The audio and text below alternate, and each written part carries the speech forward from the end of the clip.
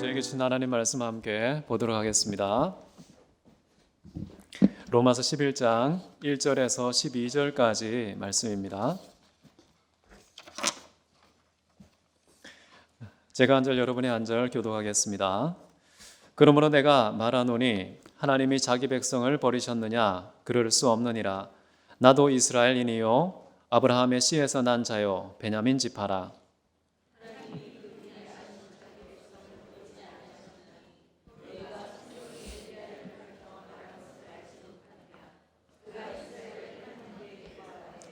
주여 그들이 주의 선지자들을 죽였으며 주의 제단들을 헐어버렸고 나만 남았는데 내 목숨도 찾나이다 하니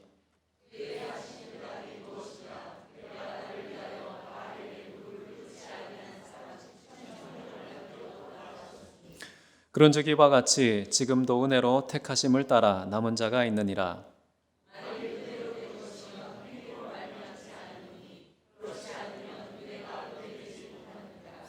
그런즉 어떠하냐? 이스라엘이 구하는 그것을 얻지 못하고 오직 택하심을 입은 자가 얻었고 그 남은 자들은 의둔하여 졌느니라.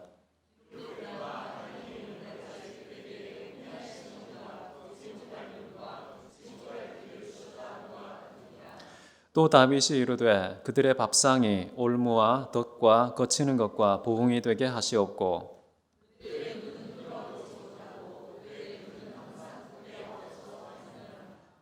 그러므로 내가 말하노니 그들이 넘어지기까지 실족하였느냐? 그럴 수 없느니라. 그들이 넘어짐으로 구원이 이방인에게 이르러 이스라엘로 시기나게 함이니라.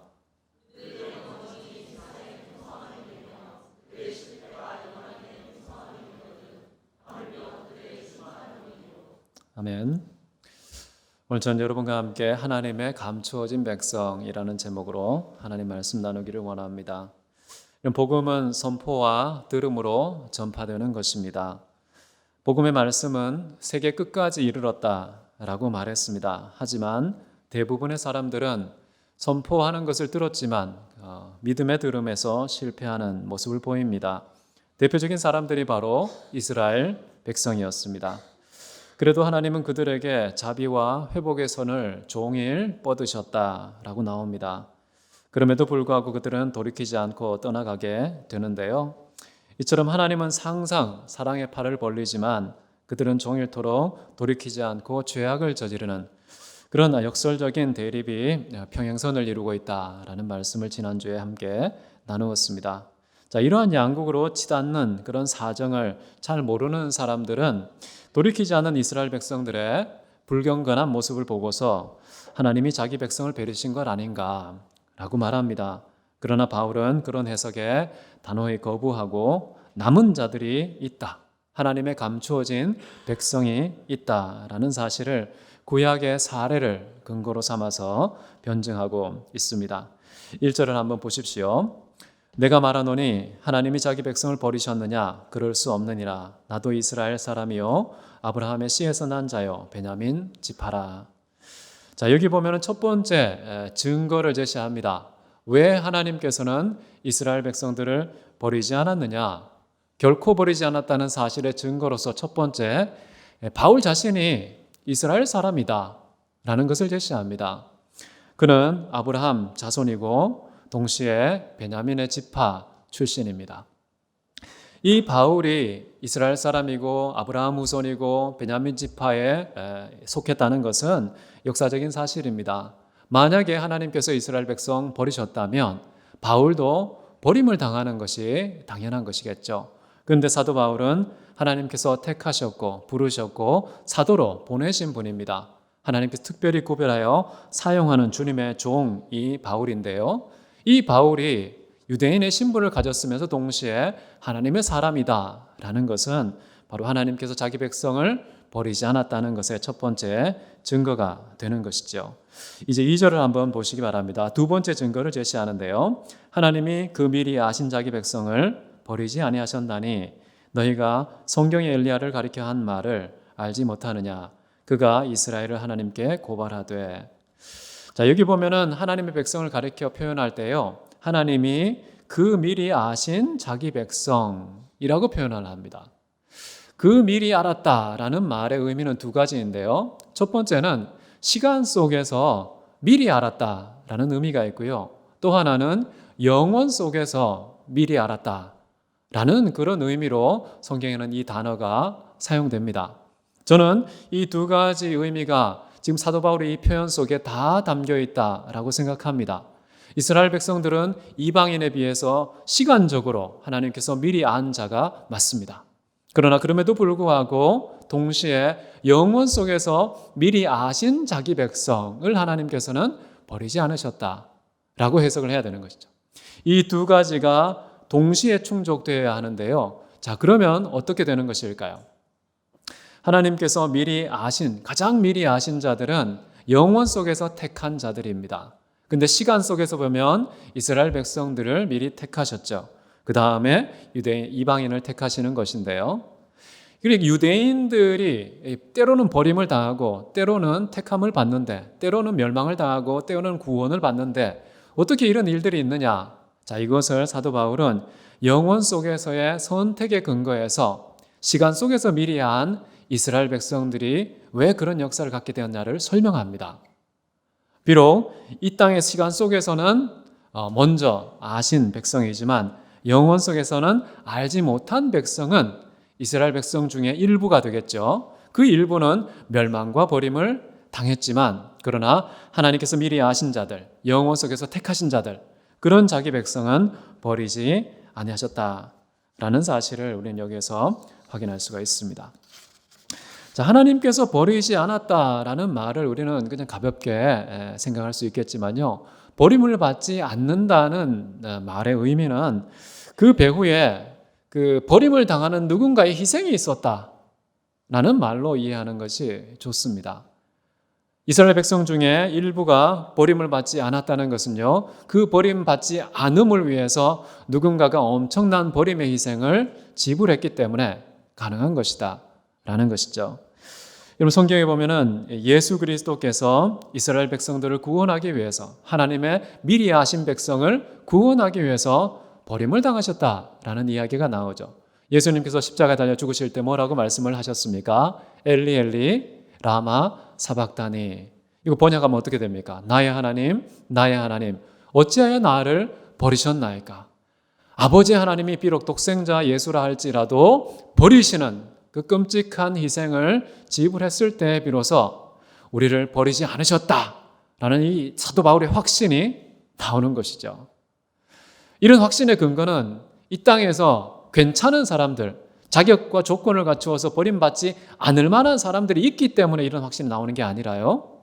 예수 그리스도께서 우리가 마땅히 버림받아야 하지만 그럼에도 불구하고 우리 대신에 친히 버림을 당하시는 그런 희생을 지불했기 때문에 그것에 근거한 확신을 사도 바울은 가질 수 있었던 것이죠. 물론 성경에서 구약에서 쭉 설명한 것을 지혜롭게 설명한 것이기도 하지만요. 결국 구약 전체가 예수님을 가리켜 기록된 것이고 그 구약의 약속은 예수 그리스도 안에서 성취가 되었기 때문에 예수님의 버려지심 때문에 우리는 버려지지 않으심을 얻게 된 것이죠. 이렇게 예수님의 버림을 당하신 것은요, 억지로 또는 강제적으로 버림을 당하신 것만은 아니라는 사실을 우리는 또 요한복음에서 확인할 수 있는데요. 10장 15, 18절에 이렇게 나옵니다. 나는 양을 위하여 목숨을 버리노라. 이를 내게서 빼앗는 자가 있는 것이 아니라 내가 스스로 버리노라. 예수님의 버림 당하심과 스스로 버리심 때문에 이스라엘 백성 중에 버림을 당하지 않는 일부의 사람들이 있게 되었다라는 설명인 것입니다. 참 저는 이것을 보면서 참 많은 생각을 하게 됩니다. 우리는 버림받지 않았어 라는 것을 자랑해야 될지 아니면 우리가 버림받지 않은 그 근거로서 예수님이 버림을 당하셨다는 사실을 생각하며 버림받지 않은 우리는 어떤 삶을 살아야 하는지 그 구체적인 삶의 방법을 생각하게 되는 것입니다. 이런 희생적인 자기 버림 없이는 누군가가 버림당하지 않음이 없다라는 사실을 기억하면서 우리는 스스로 우리 자신의 생명을 버릴 각오를 예수님처럼 해야 되는 것 아닌가라는 생각을 해보게 되는 것이죠. 여러분, 고린도후서 4장 12절 말씀을 보면 사도 바울은 그런 삶을 추구했구나라는 것을 알 수 있는데요. 여러분도 그런 삶 살겠다라는 믿음의 고백으로 함께 읽어보겠습니다. 시작. 사망은 우리 안에서 역사하고 생명은 너희 안에서 역사하느니라. 누군가의 생명이 그냥 우연히 생기는 것이 아니라 누군가의 정말 처절한 희생의 죽음이 있기 때문에 일어나는 것이다 라는 것을 확인할 수 있습니다. 여러분, 바울, 예수님, 그리고 심지어 모세, 이런 분들은 자기 백성들을 위해서 어떤 것까지 각오했습니까? 생명책에서 지워질지라도, 예수 그리스도에게서 끊어질지라도, 아버지로부터 버림을 당할지라도, 그럼에도 불구하고 스스로를 기꺼이 능히 버릴 수 있었던 그런 믿음의 선배들, 예수 그리스도, 그런 분을 보면서 우리의 삶도 그런 삶의 원리가 구현되고 그 말씀이 머리둘 곳이 되는 인생 되면 좋겠다라는 생각을 합니다. 막상 현장에 부딪히면 이런 원리가 따돌림을 당합니다. 저도 외면하기 쉽습니다.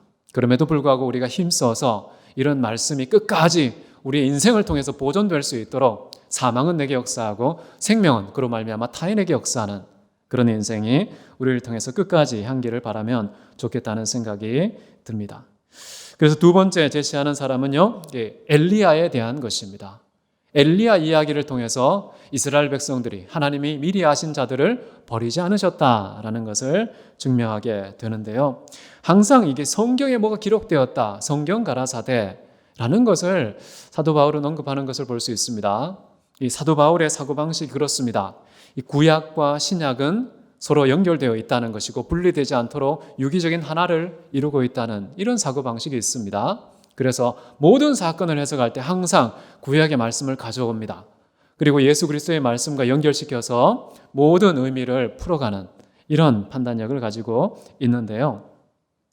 이런 예수님과 구약의 관계성, 예언과 성취의 관계성을 가지고서 심지어 이스라엘 백성들이 버림받지 않았다는 것도 설명하는데, 이제 엘리야 이야기를 3절부터 시작합니다. 3절을 제가 보겠습니다. 주여, 그들이 주의 선지자들을 죽였으며 주의 제단들을 헐어버렸고 나만 남았는데 내 목숨도 찼나이다. 자, 이런 말을 했습니다. 여러분 잘 아시죠? 엘리야. 이 엘리야가 정말 대단한 일을 하고 난 다음에 그의 일종의 여왕과 같은 이세벨, 아합의 아내였죠. 그 이세벨이 엘리야로 말미암아 450명의 바알과 아세라 선지자들이 죽임을 당했습니다. 이렇게 나의 선지자들이 죽임을 당한 것처럼 엘리야 너의 목숨도 내가 끊어버릴 것이다 라고 공포를 했습니다. 근데 그 이야기가 엘리야 기회에 들어왔는데요. 그 이야기가 들어오자마자 그날 밤에 하루 종일 줄행량을 쳤습니다. 도망을 간 것이죠. 그리고 바들바들 떨면서 하나님께 기도까지 드렸죠. 하나님, 자기의 생명을 위해서 도망을 왔음에도 불구하고요, 사는 것보다 죽는 것이 좋습니다. 이제 내 생명을 거두어 가십시오. 죽여주십시오. 이렇게 못 살겠습니다. 라고 하나님께 생명 거두어 달라는 기도까지 드립니다. 자, 이런 엘리야의 모습을 보신 예수님께서 하나님께서 뭐라고 반응하십니까? 4절에 보시면 이렇게 말합니다. 그에게 하신 대답이 무엇이냐? 내가 나를 위하여 바알에게 무릎을 꿇지 아니한 사람 7,000명을 남겨두었다 라고 말하고 있습니다.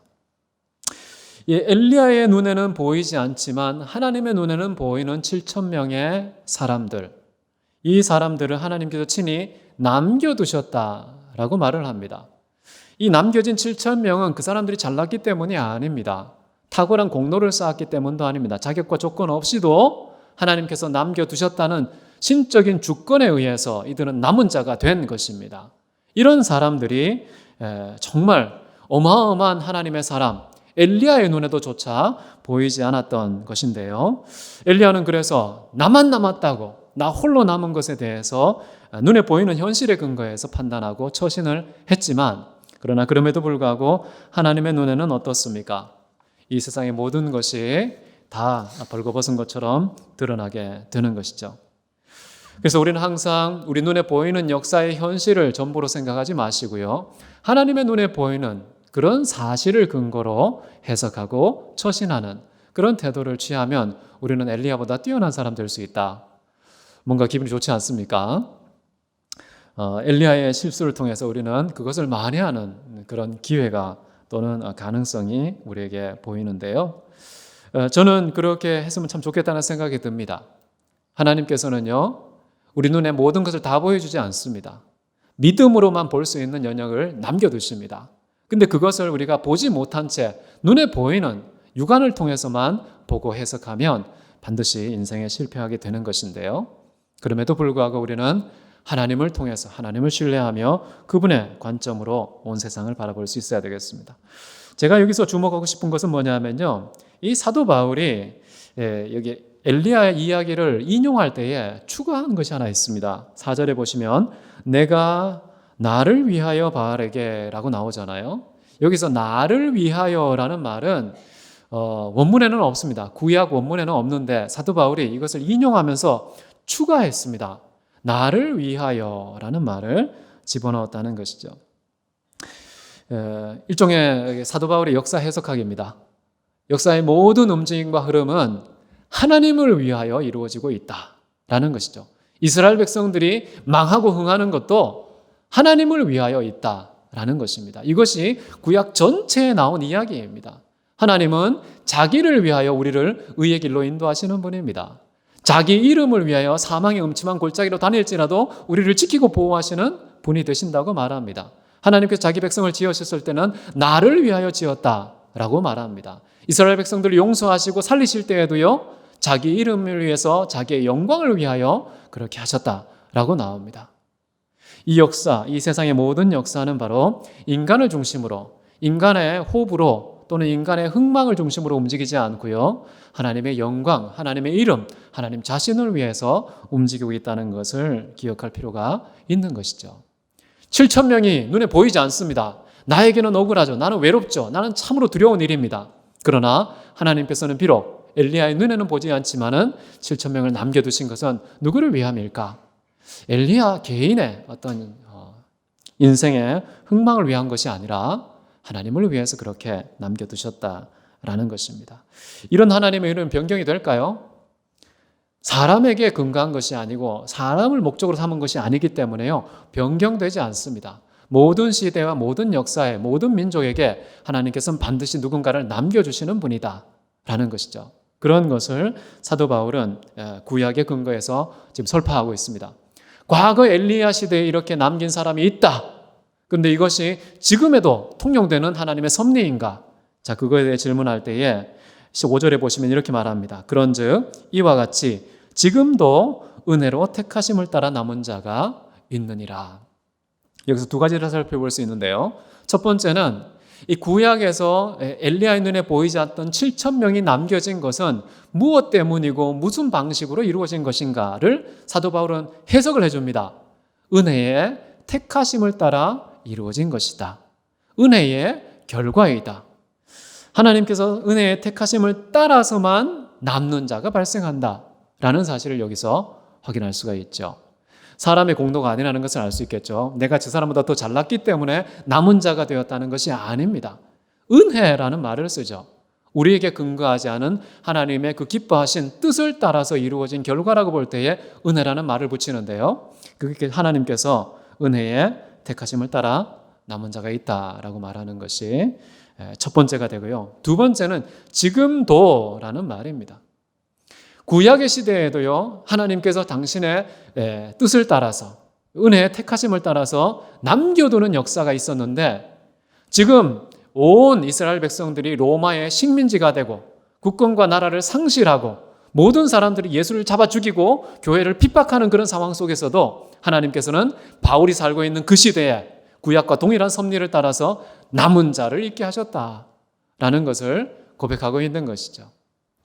이 사도 바울이 확신했던 역사관, 이런 역사관이 사도 바울 이후에도 계속 지속되지 않겠습니까? 구약에도 그랬고 신약에도 그렇고 신약 이후에 이루어진 모든 교회의 역사 속에서도 동일한 원리가 적용되었다. 그래서 저는 확신합니다. 기독교의 모든 2000년 역사 속에서요, 한 번도 교회의 숨통이 끊어진 적은 없다.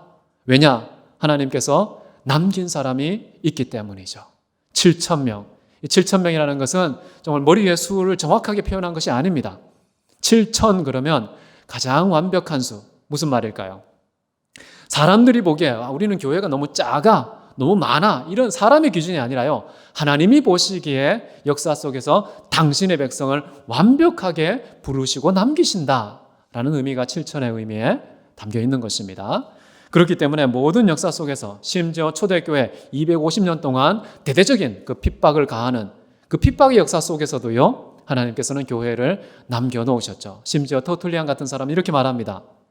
교회는 순교의 피를 먹고 성장한다 라는 말을 합니다. 모든 왕들이 칼을 뽑아서 기독교인들을 핍박하는 그 시대에도 하나님께서는 교회가 더 왕성하게 성장하게 하셨다라는 것을 2세기에 교부가 목격을 하고서 그렇게 고백한 것입니다. 전 지금도 마찬가지라고 생각해요. 북한 어떻습니까?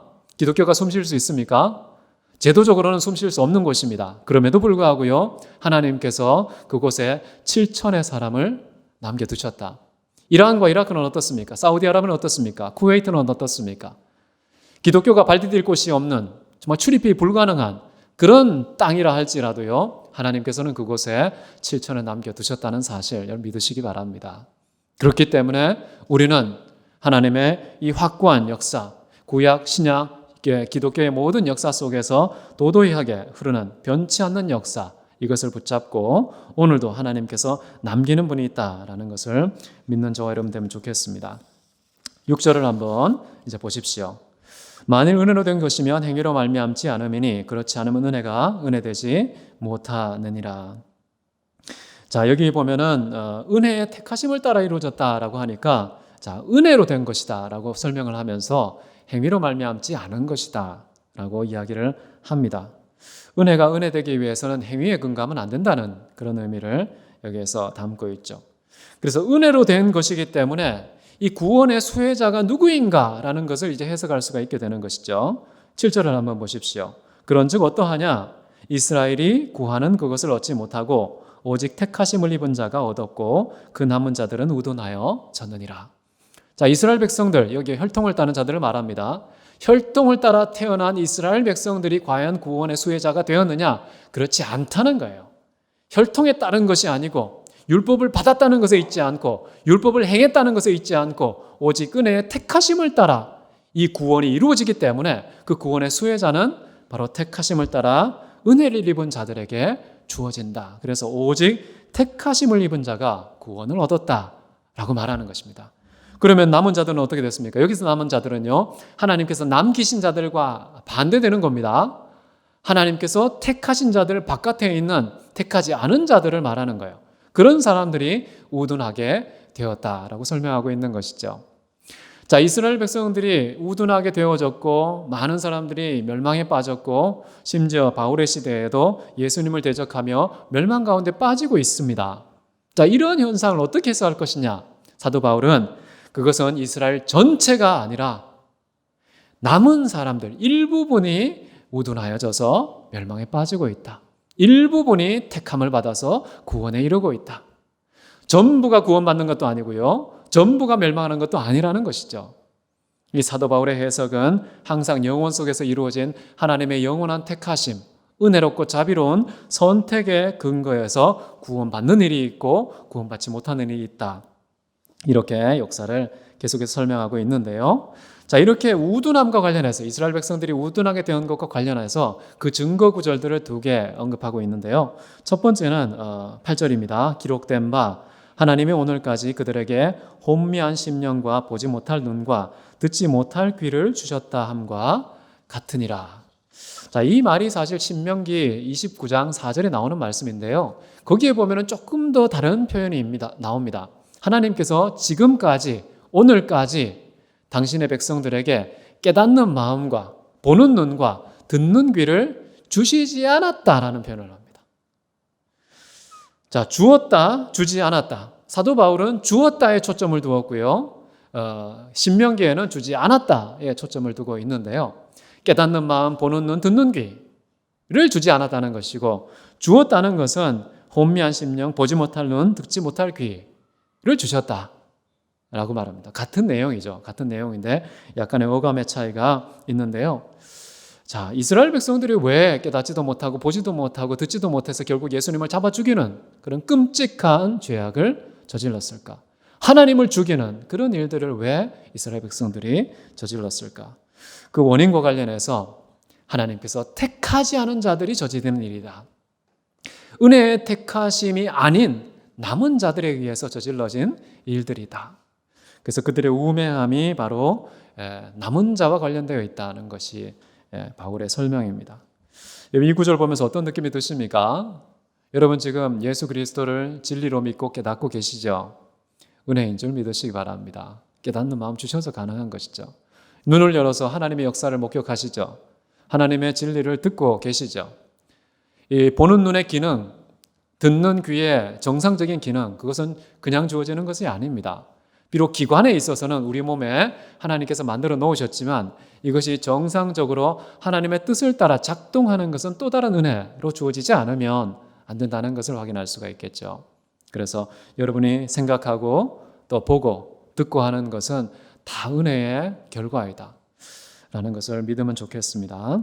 이제 9절을 보십시오. 다윗 이야기가 나옵니다. 그들의 밥상이 올무와 덫과 거치는 것과 보응이 되게 하시옵고 그들의 눈은 흐려 보지 못하고 그들의 등은 항상 굳게 하옵소서. 밥상이라는 것이 뭡니까? 형통의 상징 아닙니까? 풍요함의 상징이죠. 그럼에도 불구하고 그들에게 그 밥상이 어떻게 된다는 것입니까? 영적인 의미에서 보면 올무, 덫, 거치는 것, 보응이 된다 라고 말하고 있고요. 그들의 눈은 흐려지게 되고 그들의 인생의 등은 굽어서 평생 구부러진 인생을 살 수밖에 없게 된다고 얘기를 하는 것입니다. 자, 이것은 다윗의 기도입니다. 이 다윗의 기도는 사실 다윗 개인이 자기에게 공격하고 비방하고 자기를 죽이려고 하는 원수들에 대해서 한 말이기는 하지만요. 그런데 이 시편이 이게 69편인데요. 거기에 가만히 보면 문맥이 이렇습니다. 예수님, 주님 때문에 비방을 당합니다. 주님을 비방하는 비방이 자기에게 이르렀다라고 말합니다. 다시 말하면 다윗은요, 예수님을 상징하는 분입니다.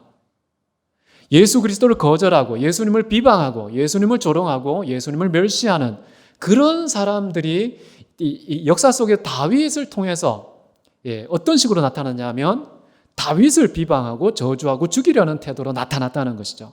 그것에 대해서 지금 다윗은 이런 기도를 드리는데 이 기도는 사실 하나님의 섭리를 설명하는 것입니다. 이렇게 해주세요. 어떤 사사로운 어떤 욕망을 하나님께 분출한 것이 아니고요. 인류의 역사는 이렇게 흘러간다는 것이죠. 주를 비방하는 자, 하나님의 섭리를 거부하는 그런 버려진 사람, 택하심을 받지 않은 사람들은 어떻게 되느냐? 밥상조차 올마가 되고 하나님의 징계의 수단이 된다는 것입니다. 하나님의 역사를 볼 때 저는 두 겹으로 보면 좋다고 생각하는데요. 첫 번째는 하나님은 분명히 행한 대로 갚으시는 분입니다. 심은 대로 거두게 하시는 분입니다. 열심히 노력하면 밥상이 풍성해지는 것이죠. 참으로 풍요로운 인생을 살 수 있습니다. 자, 그런데 그것은 사람과 자연에 대한 우리의 태도에 근거한 그런 결과라고 볼 수 있고요.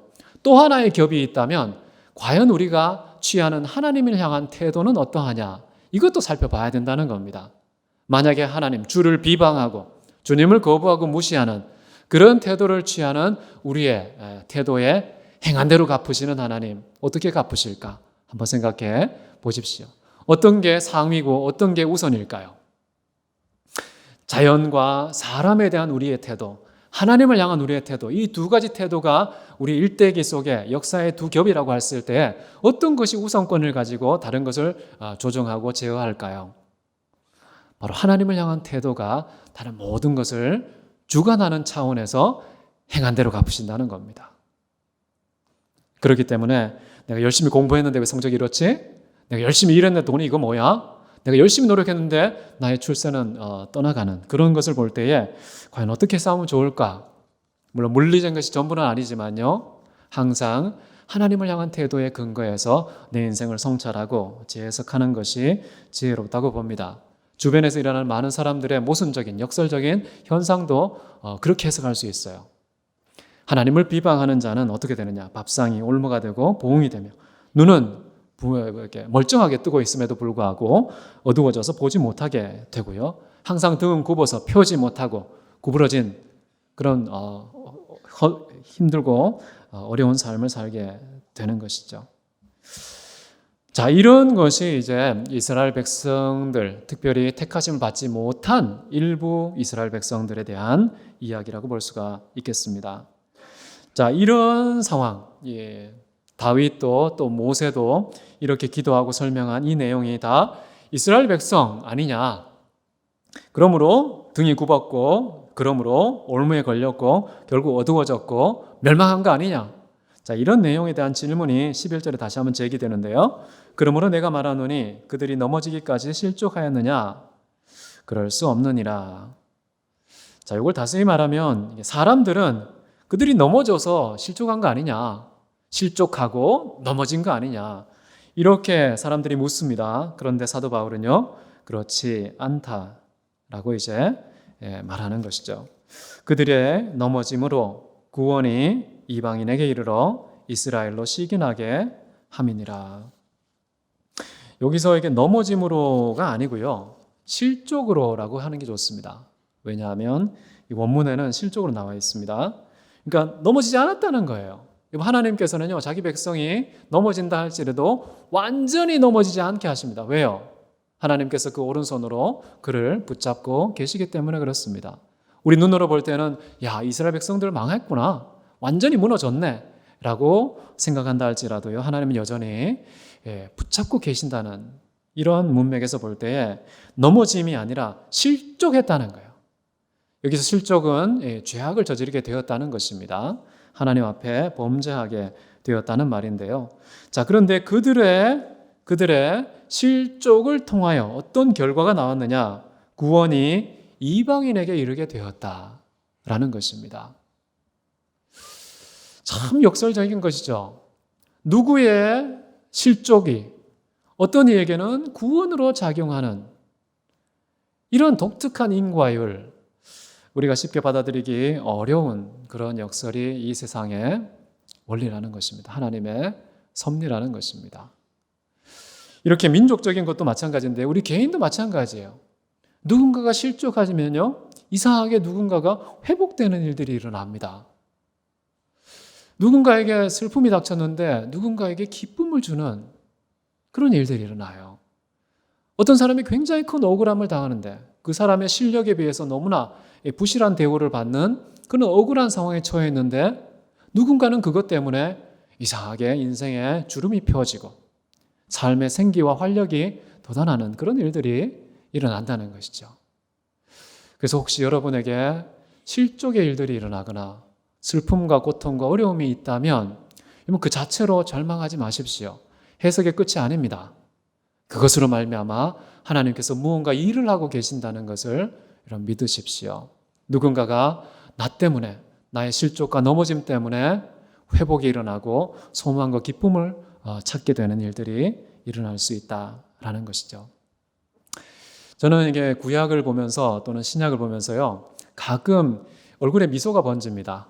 어떤 대목에서 그러냐 하면요, 아담을 볼 때 천하의 가장 탁월하고 깨끗한 영혼의 소유자 아담 범죄했다.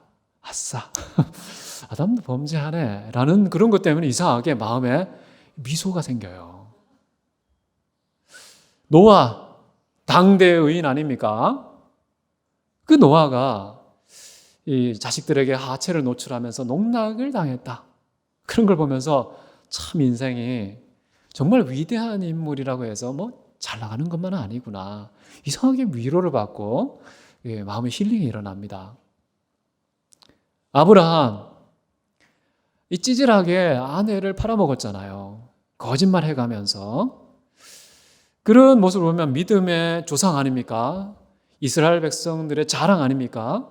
그런 아브라함이 그렇게 실족하는 사람이었네 라는 것을 보면서 이상한 위안을 얻습니다. 모세는 어떻습니까?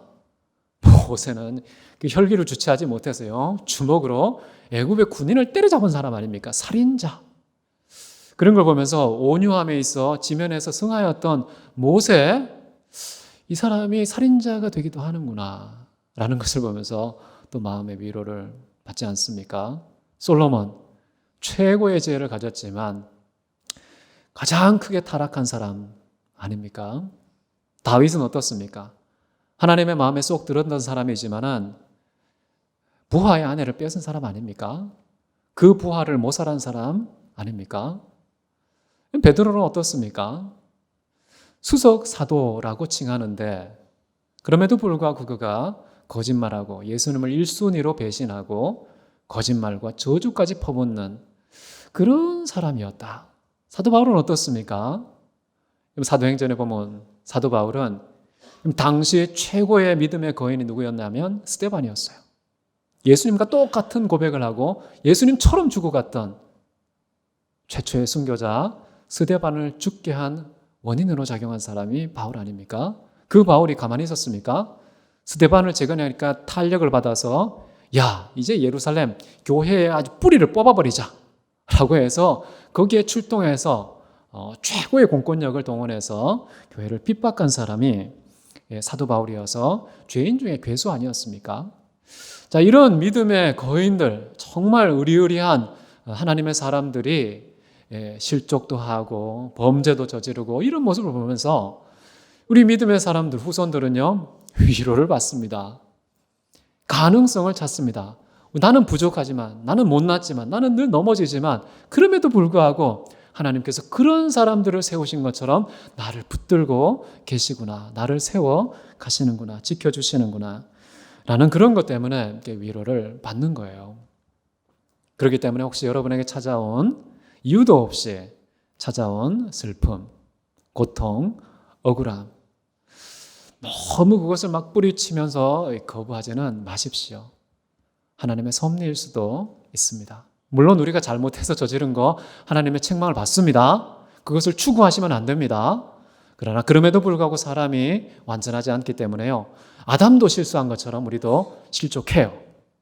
그때에 구원이 누군가에게 임하게 된다는 사실 여러분 꼭 기억을 하십시오. 자, 그런데 우리의 이방인의 실족, 유대인의 실족을 통해서 이방인의 구원이 나타난 것이 끝이 아니라는 게 중요합니다. 그 다음에 뭐가 나옵니까? 이스라엘로 하여금 시기나게 만들었다는 거예요. 이스라엘 백성들이 실족해서 이방인이 구원을 받았다. 근데 그 구원받은 그 풍성함이 또다시 이스라엘 백성들에게 어떤 영향을 주느냐? 시기심을 촉발해서 다시금 하나님을 찾게 하는 동기를 제공하게 된다는 것입니다. 이렇게 선과 악은요, 서로의 꼬리를 물면서 역사의 수레바퀴처럼 계속해서 순환하며 굴러가고 있다는 사실 여러분 기억할 필요가 있습니다. 자, 이것을 참 중요한데요. 이제 마지막 절을 한번 보십시오. 그들의 넘어짐이 세상의 풍성함이 되고 그들의 실패가 이방인의 풍성함이 되거든 하물며 그들의 충만함이리요. 이스라엘 백성들이 넘어지고 자빠져서 결국에는 하나님께서 온 세상과 모든 이방인에게 구원을 이루는 풍성함을 이루셨습니다. 자, 이렇게 이루었다면 하물며 이스라엘 백성들의 실족과 넘어짐이 그런 결과를 초래했다면, 만약에 이스라엘 백성의 풍성함이 있다면 도대체 어떤 결과가 올 것이냐?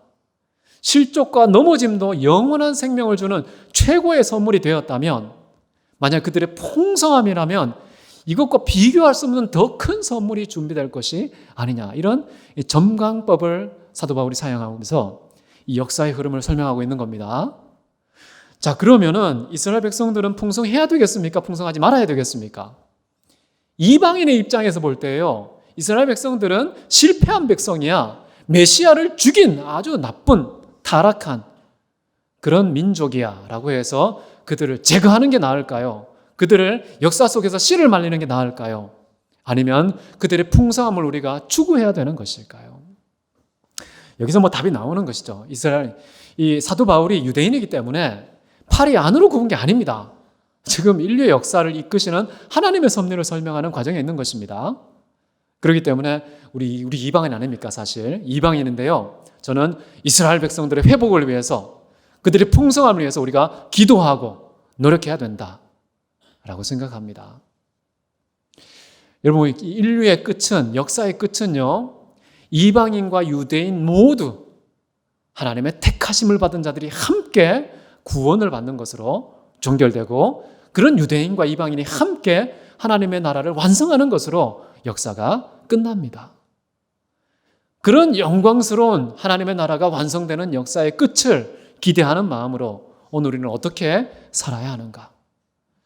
때때로 이스라엘 백성들이 실족하고 넘어져서 우리에게 구원에 임했다면, 때때로 우리가 다시금 실족하는 일들이 반복되어서 오히려 유대인에게 그 구원의 역사가 다시 이루어지는 이런 역사의 반복 속에 하나님께서 일하고 계시고 결국에는 완성하는 방향으로 우리를 이끌어 가신다라는 것을 믿고 우리 개인이, 우리 공동체가, 그리고 한반도가 심지어 때때로 넘어짐과 실족함이 있다고 할지라도 여러분 걱정하지 마시고요.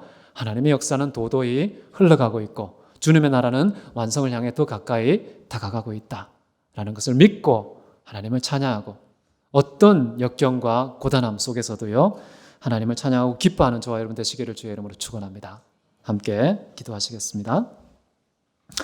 이 시간 기도할 때 하나님, 저에게 하나님의 섭리를 따라 때때로 실족함과 실패가 우리 인생의 앞길을 막는다고 할지라도 하나님께서 이루시는 구원의 놀라운 역사, 밑거름이 되게 하시고 도구가 되게 하시고 과정과 준비가 되게 해 주옵소서. 넘어짐도 하나님의 도구가 되고 하나님의 역사를 이루는데 우리가 온전하게 선다면 얼마나 큰 하나님의 역사가 이루어질지 기대하며 우리가 말씀 위에, 진리 위에, 십자가 위에 든든하게 서는 인생이 되도록 축복해 주옵소서. 우리 개인과 공동체를 위해서 함께 기도하겠습니다. 사랑이 많으신 아버지 하나님, 존귀하신 우리 아버지 하나님의 놀라운 역사가 지금도 도도하게 흐르고 있음을 믿습니다. 구약에도 그러하고 신약에도 그러하고 기독교 역사에도 그러한 것을 믿습니다.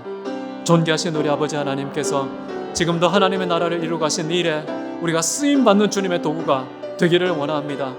아버지 하나님, 우리의 실패도 사용하시는 주님, 우리의 실족함도 사용하시는 아버지, 우리가 주 안에서 더욱더 강건하고 온전한 믿음의 소유자가 되어서 예수 그리스도의 십자가를 더 환하게 보여주는 주님의 도구로 쓰임받아서 온 세상에 하나님의 나라가 임하고 주님의 나라가 더욱더 완성되며 세상 끝날을 이루도록 더 풍성한 하나님의 선물을 누리고 받는 저희가 될 수 있도록 축복해 주옵소서. 온 교회가 이를 위해서 한 마음과 뜻을 가지고서 나아가기를 원합니다. 크신 우리 주님께서 이 지역 사회에도 그런 축복이 임하게 하여 주옵소서. 사랑이 많으신 하나님 아버지, 하나님이 미리 아신 자들은 결코 버리지 않는 것을 믿습니다. 우리는 실패해도, 우리는 실족해도 끝까지 구원의 오른손으로 붙잡고 계심을 믿습니다. 그런 확고한 하나님의 뜻과 사랑 확신하며 어떤 상황 속에서도 좌절하지 않고 하나님께 감사와 찬송을 돌리는 저희 모두가 되게 하여 주옵소서. 이러한 삶을 통하여서 우리 주변에 있는 모든 사람들에게 신실하신 하나님, 참으로 영원히 변치 않는 그 하나님의 역사와 섭리 선포하고 증거하는 저희 모두가 되게 도와주옵소서. 오늘도 그러한 삶으로 진리의 채찍을 통해 독촉하시고 그 풍성한 열매를 통해서 하늘에는 영광이 이루어지며 온 땅에 기쁨이 충만한 역사가 일어나게 해 주옵소서. 주께서 이 일에 우리 개인과 대학교의 공동체를 사용하실 것을 믿고 존귀하신 예수 그리스도 이름으로 기도했습니다. 아멘.